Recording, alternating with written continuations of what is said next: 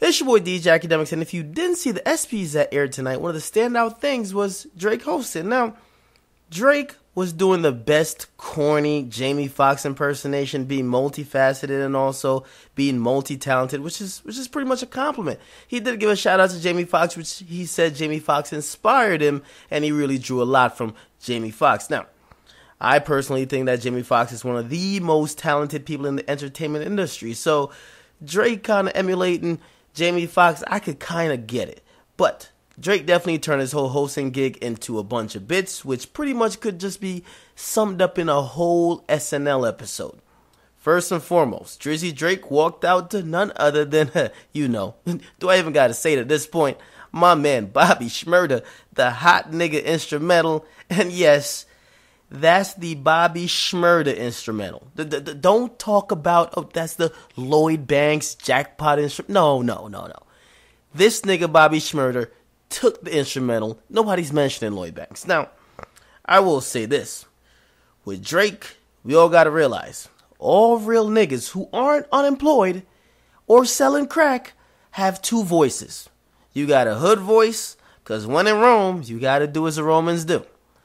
However, number two, and just as important, you have that I'm around white people voice. Which is interesting to know because a lot of people are going to automatically assume and just sum it up with, they're going to lump it with, if you have a I'm around white people voice, that means you're selling out. No, Negro, it only means you're aware of your surrounding and you're trying to make sure when you communicate, you try to get everybody around you to understand what the fuck you're saying rather than running to Urban Dictionary every 30 seconds.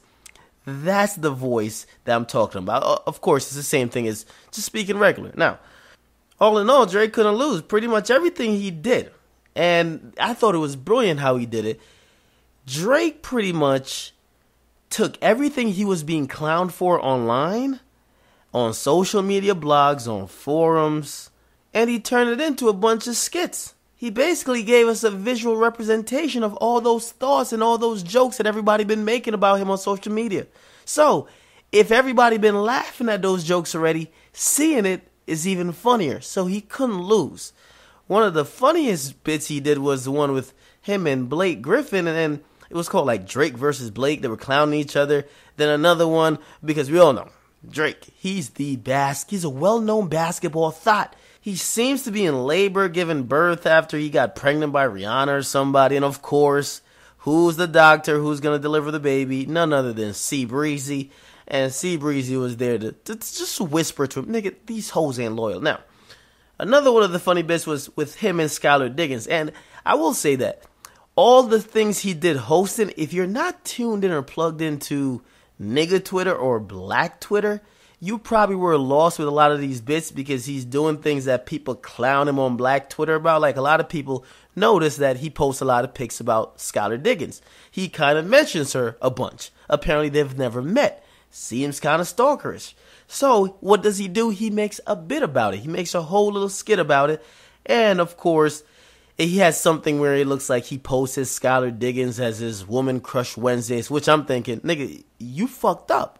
Skylar Diggins is supposed to post you as her Woman Crush Wednesdays. You already know how that goes. But whatever. But of course, what ended is she friend zoned that nigga and gave the nigga the ultimate friend zone kiss. A kiss on the forehead. Now, he did perform. He did a whole little skit about side niggas. And then he also did a whole thing about side chicks. Now, I will say the side nigga anthem was hilarious. I think it was called Honorable Mention. Some struggle rapper somewhere is probably doing remixes to that right goddamn now, and it'll probably be up on SoundCloud soon. But he even brought out Brian McKnight. It was dope as fuck. I know somewhere in ESPN, the ESPN boss has got to be like, yo, I thought we hired the Jewish Drake, not the little twist version of Drake who's a fucking delinquent. Because as I said, a lot of shit he was doing was definitely down the alley of black Twitter. I enjoyed because I'm tuned into the fuckery. But a lot of people who might not be that culturally aware of Drake and the people that talk about Drake constantly might be like, what the fuck is going on? One of the questions I did have after watching the whole thing, because of course, and I predicted, I said, they're definitely going to honor Michael, Sam, or Jason Collins. I didn't even know they were going to do it, but I know eventually they're going to get an award. Michael Sam got an award, and while he was talking and everything, I think he did a pretty good speech. I was wondering, I was like, why haven't we heard the answers about what we really want to know about Michael Sam? Like in this very moment, I'm thinking, would Michael Sam actually fuck Drake? Or is Drake a little bit too feminine for Michael Sam? These are questions, people. We got to find out. Somebody got to ask Michael Sam the real questions. Like, nobody still is asking him a question like, why the fuck did you have a bone at the combine? Somebody at the ESPY should have said, nigga, would you fuck Drake, or is Drake too feminine? Does Drake got too much estrogen for you?